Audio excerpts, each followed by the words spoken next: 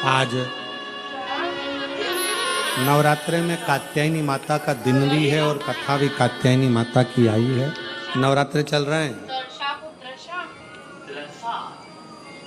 ये इतना खुश क्यों माँ हो रहा जगत जननी जगदम्बा से प्रार्थना करा करो कि तू मेरे उधर घर जाओ, में एक बार जे कर जरूर लो। आना। मैं वीडियो बनाऊंगी आपकी। जाओ, माँ वीडियो बनाऊंगी आपकी। प्रत्येक उधर जे घर जे के कर लो, अंदर जे एक जे। बेटी का जन्म जरूर होना चाहिए।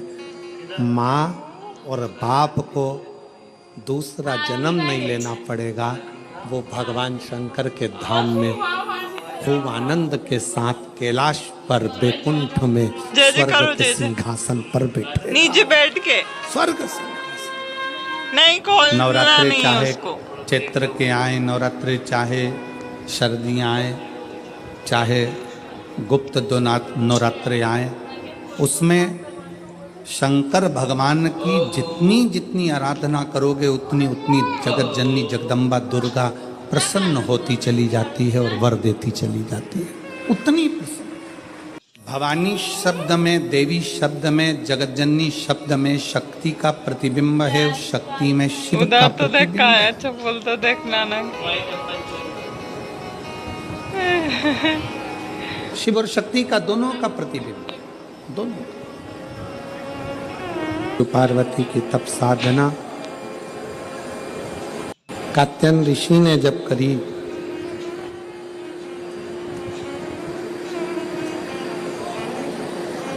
माता पार्वती और भगवान शंकर दोनों ने कात्यायन ऋषि को दर्शन दिया।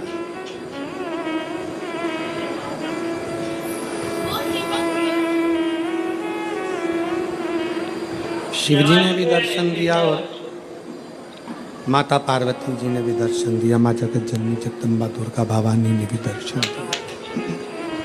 चलेंगे अभी। तुम फोटो निकाल दियो हनुमान। दोनों ने दर्शन दिया। फोटो निकाल दियो पूछा, तुमने हनुमान जी को। क्या चाहिए तुमको, क्या दिया जाए, क्या प्रदान किया जाए, बोलो क्या देते हैं। कात्यायन ऋषि सबसे पहला वचन कात्यायन ऋषि ने गरम तो नहीं है? भगवान शंकर और पार्वती जी से कहा कि मेरा ये जन्म और मरण का प्रपंच छूट जाए। स्कंद पुराण का नागर खंड रिटर्न की आवाज क्लियर करो और थोड़ा प्रेशर अंदर का बढ़ाओ। ओ छोरा, नागर खंड स्कंद पुराण का कहता है, नागर खंड वर्णन करता है स्कंद पुराण का कि कात्यायन ऋषि ने भगवान शिव जी से केवल जन्म और मरण का ये जो प्रपंच है इससे छूटना चाहिए।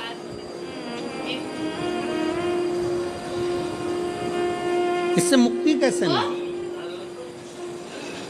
इस जन्म और मरण के प्रपंच से छूट कैसे जाए? जन्म और मरण के इस प्रपंच से हमारा छुटकारा कैसे हो, इससे छूटे कैसे? तो कहा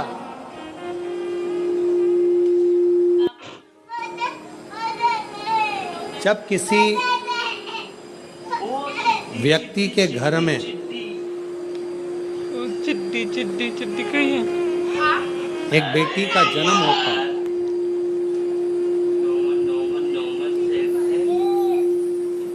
और बेटी की किलकारी, बेटी के पाँव की खनक, बेटी के किलकारी पाँव की खनक,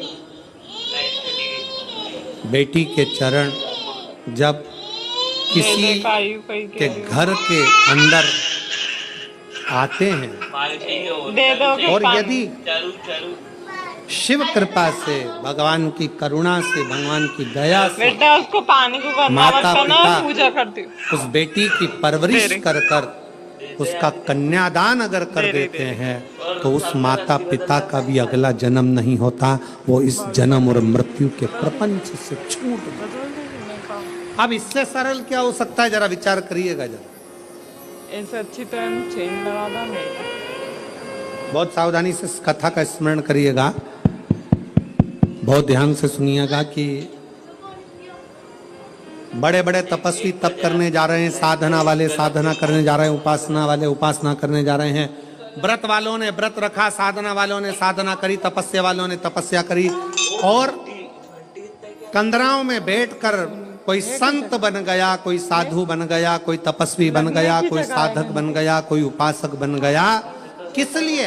कि हम जन्म और मरण के प्रपंच से छूट जाएं। पर शंकर भगवान ने माता पार्वती की साक्षी में कात्यायन ऋषि से कहा कि जब किसी गृहस्थी के घर में एक बेटी का जन्म होता है और उस बेटी की परवरिश जब माता पिता करते हैं, बेटी के किलकारी जिसके घर में गूंजती है और बेटी के चरण जिसके घर में पड़ते हैं, और बेटी का जब कन्यादान होता है तब माता पिता फिर कोई जन्म नहीं लेते, वो माता पिता परमात्मा की शरणागति का सुख भोग। उठा तो खाना उठा। अब इसमें सबसे ज्यादा जरूरी चीज कौन सी है? काय क्यों रो रही हो? तूने फेंक दियोगे कि क्यों दियो? चाटो। एक बहुत ध्यान देने वाला विषय है, थोड़ा ध्यान दीजिएगा। ज्यादा स्मार्ट बन रही है तू। दक्ष प्रजापति के घर में हाँ मैं जाऊंगा, आप घूमवा 60 कन्याओं का जन्म हुआ। उसके बाद दक्ष प्रजापति भगवान से कह रहे हैं, देवी जी से कह रहे हैं, माँ मेरे घर में एक लड़की और देना। मेरे को इस टाइम इसलिए बुलाया था क्या बाबा ने? एक बेटी और चाहिए मुझे। माँ जगत जननी दुर्गा कहती है कि तेरे घर में बेटी कहां से आएगी? मैं खुद तेरे घर में बेटी बनकर जन्म लूंगी। सती आई। दक्ष प्रजापति ने शंकर जी का अपमान करा, दक्ष प्रजापति ने देवताओं का अपमान करा, दक्ष प्रजापति ने अपशब्द कहे, दक्ष प्रजापति ने गाली दी, दक्ष प्रजापति ने ताना दिया, दक्ष प्रजापति ने आड़ा टेढ़ा बहुत सारी बातें कही। अब दक्ष प्रजापति को तो नरक जाना था, दक्ष प्रजापति को तो नरक भोगना था। पर दक्ष प्रजापति के घर में बेटियों का जन्म हुआ था, दक्ष प्रजापति ने बेटियों का कन्यादान किया था, इसलिए शंकर भगवान का अपमान करने के बाद भी दक्ष प्रजापति नरक नहीं भोगा है। दक्ष प्रजापति मरण शीश कटने के बाद